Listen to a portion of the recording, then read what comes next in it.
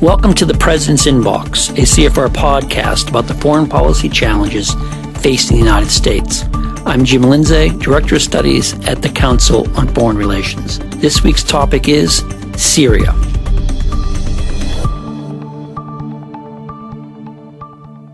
With me this week to discuss the Trump administration's plans for withdrawing U.S. troops from Syria is Mona Yacoubian. Mona is Senior Advisor for Syria, Middle East, and North Africa at the United States Institute for Peace. She previously served as Deputy Assistant Administrator in the Middle East Bureau at USAID from 2014 to 2017, where she had responsibility for Iraq, Syria, Jordan, and Lebanon.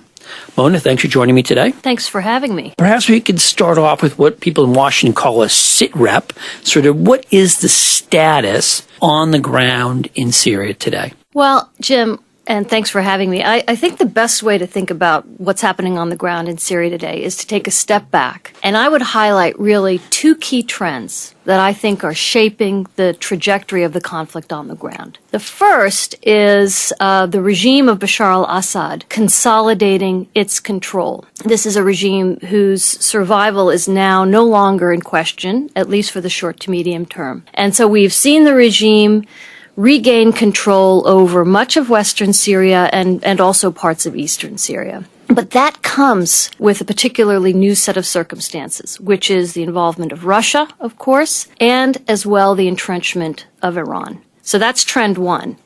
Trend two is that we are seeing the sort of waning of the military campaign against ISIS. It's now reported that ISIS's hold is now down to maybe a few villages in far southeastern Syria along the border with Iraq. So as that military campaign comes toward a close, that's sort of raising a whole bunch of new questions, latent conflicts that are coming to the fore, as well as, of course, the question of U.S.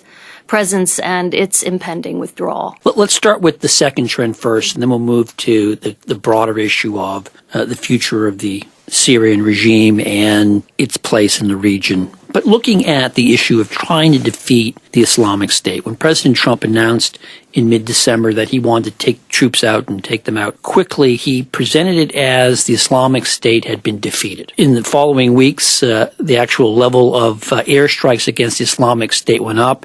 Administration officials admitted that while they had the Islamic State on its heels, they hadn't yet defeated them. I think a point that was brought home by the suicide bombing in Manbij, which killed, I believe, 4 Americans earlier in January.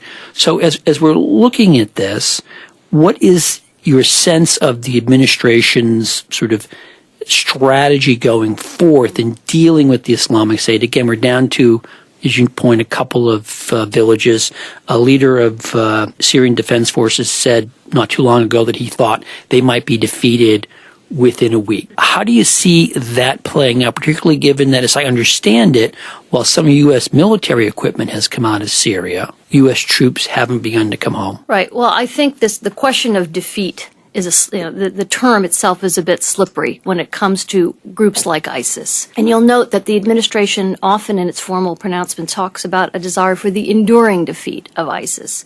And I think that underscores the fact that while there can be quote-unquote victory on the battlefield, kinetic victory, ISIS expunged from areas it had once controlled, I think members of the administration and others who watch this movement are very quick to point out that that does not mean that ISIS has been extinguished. Far from it. And I think the attack that you noted, as well as other attacks that we've seen and instability more broadly, points to the likelihood that ISIS may well simply morph into a fairly powerful insurgency on the ground. And so that lays out a whole new set of challenges. That's what it began as in Iraq, That's correct? Exactly right. Well, I think we should remember what it began as, because ISIS emerged out of the ashes of the former Islamic State of Iraq that sort of went to ground in Anbar and other parts of Iraq. And then when the U.S. withdrew, and also other circumstances on the ground, fairly repressive regime by Prime Minister Maliki targeting Sunnis, ISIS was able to emerge out of those ashes into really a movement that, frankly, has been far more powerful than al-Qaeda ever was. And I think we really have to try and understand understand what those lessons are as we look at the future in both Syria and Iraq going forward. Well, you just asked my question. So what would be the lessons that we should draw? The lessons, I think lesson number one is that military defeat does not equal enduring defeat. There's many cliches that have been leveraged to talk about this. We can't shoot our way out of it. It's one thing to sort of win on the battlefield. It's another entirely to secure the peace. And I think those are cliches that are popular because they speak to a fundamental truth, which is that I think what we need to understand is that ISIS is in many ways mobilized, motivated by underlying grievances, political, social, economic, and in the absence of addressing those grievances and in the presence of power vacuumings opening up, these are precisely the conditions that the movement is able to exploit. So as you're looking at this situation, do you expect that the Trump administration will follow through on the president's talk about bringing the 2,000 American troops home sometime soon? I think that's the million-dollar question. I think it's clear that certainly the timeline has shifted from the initial tweet in late December that they're coming home now. And I think the military is rightly being pretty quiet about what its ultimate timeline is. But I do think there is an understanding that if it's done precipitously, it will undermine our own national security interests. What that actual timeline looks like, though, I think is another question. You sometimes hear 4 months, sometimes 6 months. Bottom line is, though, we are leaving, and I think that does have a number of implications. Let me ask you a question. Should we be leaving? And the reason I ask it is because when the president tweeted that out, I would say there was a pretty strong reaction about the tweet and about the president's policy, certainly visible on Capitol Hill, even among Republicans, perhaps most notably Senator Lindsay Graham of South Carolina. And that reaction was partly because of the way the decision was announced and the lack of preparation, coordination with friends and allies. But also, I think, on a more fundamental level, a great deal of concern that substantively it was the wrong decision to make, that the United States was getting a lot in return for a relatively small investment of troops in the region. So did the president get it right, or do his critics on the substance have it right? I think that what was put in place during the Obama administration in 2015, that is the initial mobilization of these special operators on the ground, and what was continued and arguably perfected, improved upon in the Trump administration, offers a really important template for understanding how the U.S. should be engaging in these kinds of complex conflicts going forward. It has been, as you note, a relatively small footprint, 2,000, 2,500 men, at a relatively low financial cost. Of course, it is horrific that 4 U.S. citizens were killed recently, last month. At the same time, the cost in blood and treasure of this mission has been far smaller than what we've seen in previous generations of stabilization operations, whether in Iraq or Afghanistan. And I think we have been achieving some very important gains on the ground. And that's why a precipitous withdrawal, in my mind, does not make sense. Ultimately, yes, of course we have to withdraw. We're not going to be in Syria forever. But I think the notion of a conditions-based withdrawal makes a lot of sense, because this relatively small force on the ground in Syria was achieving quite a lot. They were providing security for stabilization operations. There was a small U.S. civilian presence on the ground and a large number of Syrian partners undertaking various activities to help stabilize areas liberated from ISIS. They were training local Syrian forces to serve as the security force and the hold force once the U.S. forces withdrew. But that has not been completed yet. Last month, I think it was, General Dunford, chairman of the Joint Chiefs of Staff, said that we were something like only maybe 20% along the way of getting that done. Well, but obviously one of the big questions here is, and I take your point, the United States is not going to stay in Syria forever. But the United States certainly is capable of staying in Syria for a long time. And this takes us back to the question of, if you can't defeat ISIS simply by killing its fighters on the battlefield, that there's a broader contest going on. Legitimate fear that if you leave, you create a vacuum, the Islamic State will come back in and fill that vacuum and create the problem all over again. How do you conduct your policy? I mean, what is it that needs to be done to create a more stable environment so that you can leave and not create a new problem? Right. So, and this, by the way, this is a challenge that has dogged us, not only in Syria, but in Iraq. You have 30 seconds to come up with an answer. Exactly. Look, I think if you look at the sort of the bottom line assumption driving our mission in Syria, it was really about catalyzing, enabling, empowering local partners on the ground. So whether they're security forces, but also local governance councils, etc. So in answer to your question, I mean, this is a long-term endeavor, but I think ideally what it would require is the continued work toward, again, stabilizing these areas, empowering local populations to be in charge of their own security, but also in charge of their own governance, and sort of creating, in some ways, the template for what ultimately, I think, will bring about sustained peace in Syria, which is a highly decentralized state. It's likely to remain highly decentralized for a very long time. One thinks. I mean, we'll have to see what happens with the Syrian regime and others upon our withdrawal and what they're able to do. But I think that is sort of another lesson, is that stability in Syria ultimately will only come about through a far more decentralized form of governance. And what we've seen in northeastern Syria could be an important template for how to move forward. One of the things President Trump has said in talking about taking U.S. troops out of Syria is his expectation he's going to get others to do more, particularly our friends in the region. Top of that list, I would imagine, is Saudi Arabia, the United Arab Emirates.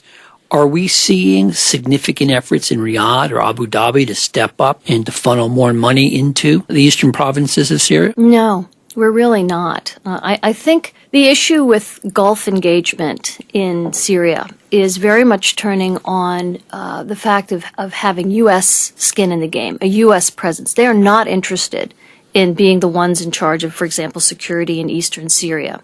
Even the Saudi $100 million contribution to stabilization funding appears to be really very much a one-time infusion. And if anything, what we're seeing, at least in the case of the United Arab Emirates, for example, is a turn toward the regime of Bashar al-Assad. So the UAE has reopened its embassy in Damascus. Are they letting bygones be bygones? They're sort of redoing their calculus in terms of what is the future of that country look like. So cold-blooded geopolitical calculation. Absolutely. I think that's exactly right. Okay, so let's talk about what's happening in eastern Syria and how it figures in the broader regional setting, particularly in light of your first trend that you cited, which is Assad looks to have won. He's gone from seeming to be a man who was about to be pushed out of power to now, thanks to a lot of help from the Russians and also from the Iranians, having consolidated power and defeated many of his adversaries, though he doesn't entirely control the country. There are broad swaths of the country that are governed by others. And as you look at this, there are a large number of players. Let me see if I can rattle at least the major ones off the top of my head. We have America's allies in eastern Syria, Syrian Kurds, who have allied with the United States against the Islamic State. We have Syria's northern neighbor, the Turks, which view those Syrian Kurds allied with the United States as a terrorist threat to Turkey. We obviously have the government of Damascus, Mr. Assad. We have the Russians. We have the Iranians. The Israelis are also a greatly interested partner. My understanding, they were taken aback by the Trump announcement because they saw that as potentially emboldening the Iranians. Indeed, National Security Advisor John Bolton had said before the president's tweet that we were going to stay in Syria for a long time precisely to prevent the Iranians from building this essentially land bridge from Tehran to the Levant. So there are a lot of moving parts here. So let's break them up in chunks. Let's take first sort of the Turkey-U.S. sort of face-off. How do you see that unfolding? Well, I think we're at a very dangerous moment right now because as a result of sort of the waning of the military campaign against ISIS, we're seeing latent conflicts that have been there for some time really come to the fore. And the most urgent and maybe the most dangerous of those is Turkey versus the Kurds. So Turkey has been very clear that they have been very angered and upset by our reliance on the Kurds to be our local partner on the ground. We can go into why that's the case. But in any event, at this point, President Erdogan has made very clear his intolerance of a Kurdish statelet or autonomous region on his southern flank. And so this has precipitated quite a bit of back and forth between the U.S. and Turkey. Potential flashpoint took place in Manbij, the same place where the Americans were killed, where there was concern at one point that Turkey, a NATO ally, could go toe-to-toe with the United States in that flashpoint area. Now the conversation appears to be turning toward Turkish demands for a buffer zone. This is a long-standing demand, and the U.S. appears to be trying to look at how to accomplish that while at the same time withdrawing. And in many ways, I think it's an impossible feat. Because this is an area that has large concentrations of Kurds, particularly in the cities. It's hard to imagine or understand how this exactly would come about without a great deal of instability, if not outright conflict and hostility. So that's something that bears watching in the coming weeks and months. Well, one of the things I found striking among the events that had been unleashed by the president's announcement that Americans were coming home is that the Syrian Kurds have a sort of new appreciation or a new view of the government in Damascus.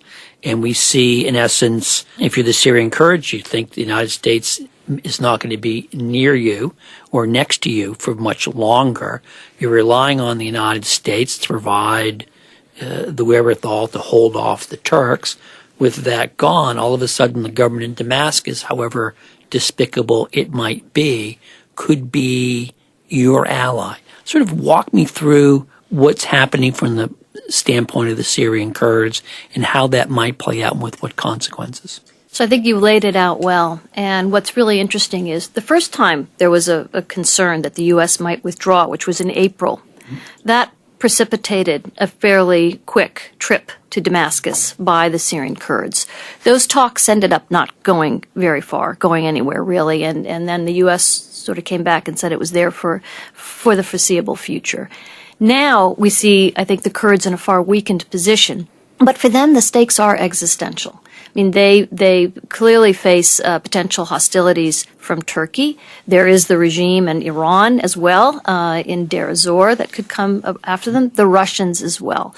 So I think the Kurds are sort of looking at the hand they now have and making the calculation that at ultimately they're going to have to come to some sort of agreement or accommodation with Damascus. What might that look like, and what would the consequences of such an accommodation be? It's a really good question. And I think much is going to depend on what happens in the coming weeks and months. Do the Turks, in fact, make good on their threats to go in? Does Russia intervene? So the Russians have also, they're perhaps the key player in this. And the Kurds have been talking to Damascus. They've also been engaged with the Russians. And so potentially one could see the makings of some grand bargain. I think it's a long shot, but I think this is what the Russians are trying to do, where they satisfy the Turks' security concerns by having a re-entry of the regime and Russia back to these Kurdish areas. And they're able to address as well some degree of autonomy, semi-autonomy that the Kurds are demanding. Now, what that looks like and how much they're able to get is an open question. But again, they're now bargaining from a much weaker position. But at the end of the day, I think for the Kurds, if the choices are annihilation or some sort of far less than desirable accommodation with the regime in Damascus, I think they'll choose the latter. Okay, let's move sort of to the southern part of Syria. And obviously, the Israelis have a great interest in what's happening in Syria, being neighbors, given the hostility that the government in Damascus has toward Israel, given the hostility that one of the major powers operating in Syria has toward Israel, namely the Iranians. The Israelis have been in what now looks to be essentially open hostilities with Iranian forces based in Syria. The Israelis, as I mentioned a moment ago, had been operating on the presumption that the United States was going to maintain its presence in Syria, at least in part to prevent this sort of land bridge going from Tehran west. Perhaps the United States will stay there longer, but certainly if you are an Israeli official, you have to worry about what happens if, in fact, the president follows through on whether either his threat or his promise, depending upon how you view this. So how are the Israelis thinking about this, and what are they doing? I think the Israelis are quite alarmed at where things are in Syria today. And this actually marks maybe the second potential flashpoint, and that is one between Israel and Iran. As you have noted, they have already had quite a bit of hostilities exchanged between them. The Israelis have openly said that they have unleashed 200 strikes against Iranian targets over the last 2 years. And I think Israel clearly is concerned that Iran is entrenching itself in Syria militarily. When I noted that Assad was able to consolidate his control, it's in large part due to Iran's military presence on the ground in Syria through its proxies. There are estimates of as 25,000 or more proxies on the ground, including Hezbollah, the Lebanese Shia militia. And so this is not a return to the status quo ante. This is a new Syria. This is a Syria that is now going to have a deep and entrenched, potentially deep and entrenched Iranian military presence, something that the Israelis said they will not tolerate. Well, and that's interesting because it, of course, takes place against the backdrop of President Trump insisting he will do whatever it takes to secure Israel's security. But in some way, this decision to at least talk about leaving Syria potentially raises the threat level for the Israelis going forward. I want to talk a little bit, though, about sort of the great power involved in all of this, which is Russia, which you've mentioned several times. I think the Russian intervention in Syria was a game changer, as you like to say, just changed the dynamics considerably. From your vantage point, what do you see as President Putin's strategy here? What is he trying to accomplish? And do you see this as some grand strategic play in which he intends to replace the United States in the Middle East, whatever that precisely means, or a much more narrow play simply to give the Russians leverage to be able to bring pressure and inflict pain on any of the other parties if they so choose? Well, certainly at least the latter. And I think if we look back at what brought Russia in to begin with, which was in the fall of 2015, when the Assad regime was clinging barely to power. I think there was real concern on the part of the regime and Russia that the regime could fall. And so Russia came in and indeed turned the tide of the war, in my view, without a doubt. Now I think the Russians are looking to sort of consolidate those gains. I don't think they want to be entangled in Syria militarily for any extended period of time. I think they are concerned about a quagmire potentially down the road. So now they're looking, I think, to try and use the advantage that they have to work some deals to end up having some sort of settlement to the conflict that leaves Bashar al-Assad in power and that has some sort of international blessing. And now, whether they're able to do this or not, of course, is a whole nother question. But I don't see Russia withdrawing anytime soon from Syria. I do see them trying to turn from a deeply military engagement into one in which they are able to sort of allow the regime to consolidate its hold and look to negotiate, as I said,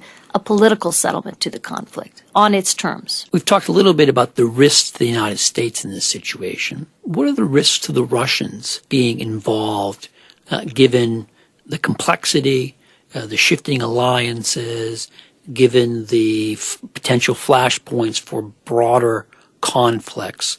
Do the Russians risk overplaying their hand? And if so, how would their interests be hurt? I think so. I mean, Syria is a minefield. It's just filled with, we've already talked about any number of flashpoints. We didn't talk about Idlib, which is another impending flashpoint in the northwest. So I think, Russia has had to play the role of mediating now all of these various powers, Israel and Iran, for example. Also the issue with Turkey. Are they able to sort of control or have some sway over how Turkey engages itself in Syria? I think in many ways, the risks for Russia are, they inherit Syria with all of the enormously complex challenges that are embedded that. And any one of these, by the way, holds the potential of escalating into a much broader regional conflict, whether it's Turkey and the Kurds, Israel and Iran, or what happens in Idlib, which we are really, unfortunately, that demilitarization agreement is looking like it could unravel. How do you see it unraveling, and who do you think is going to provide the spark that would lead to a bigger conflict? So in the midst of everything that we've been discussing, Idlib has also been sort of churning along, and there we've seen the Al-Qaeda affiliate make great gains on the ground. The Russians are claiming that they now hold 70% of this governorate. This is an area that this demilitarization agreement that was negotiated with Turkey in September of last year was meant to sort of contain those extremists. If anything, they've actually expanded and consolidated their control. So we are already seeing the Syrian regime launch some probing attacks into the southern part of this governorate. What's at stake is what the UN has called potentially the largest humanitarian catastrophe of the century, bearing in mind we're early in the century, but nonetheless, that there are 3 million civilians in Idlib today. And the fear is That's about twice what it was several years ago, in essence. At least. People have fled to Idlib as they were sort of fleeing conflict elsewhere. Correct. Many in Idlib displaced multiple times have ended up there. And so the concern is this could unleash this enormous humanitarian catastrophe, as well as a flow of refugees toward the Turkish border. And of course, for Turkey, who hosts the largest number of Syrian refugees, 3.5 million, Turkey has said they will not be able to take any more on. So Russia owns this in some ways. Russia will own this problem if that's what happens. And that may be, in part, what impelled them to negotiate the deal they did with Turkey earlier in September, when the U.S. and the Europeans and others were making some really threatening noises about what would happen if Idlib blows up. I could imagine some people listening to our conversation would say, well, the United States for decades has been the country sort of left trying to keep things from blowing up and getting worse. We've borne the costs of trying to prevent conflict. Why is it bad that we, in essence, aren't doing it this time, and the Russians get stuck with the headache of trying to keep this all under control? If it didn't have any impact, I guess the cold, cruel calculation would be if it had no impact on our own national security interests, fine.